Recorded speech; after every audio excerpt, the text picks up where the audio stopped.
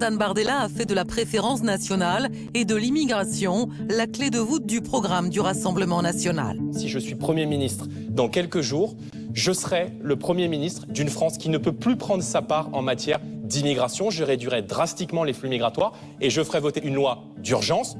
Le RN prévoit de supprimer le droit du sol, un principe fondateur de la République. Des juristes alertent, cette mesure promise par Jordan Bardella serait contraire à la Constitution. Même constat en ce qui concerne la volonté d'interdire aux binationaux d'occuper des postes jugés stratégiques.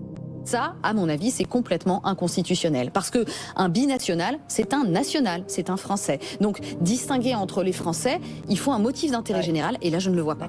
Sur le plan économique, une autre mesure se heurte au droit européen cette fois. Je souhaite baisser la TVA de 20% à 5,5% sur l'énergie, l'électricité, le gaz, le fioul, mais aussi les carburants. Sauf que cette mesure n'est pas compatible avec les règles énergétiques européennes sur la TVA. Pour tenir sa promesse, le RN devrait négocier ou entrer en conflit avec Bruxelles.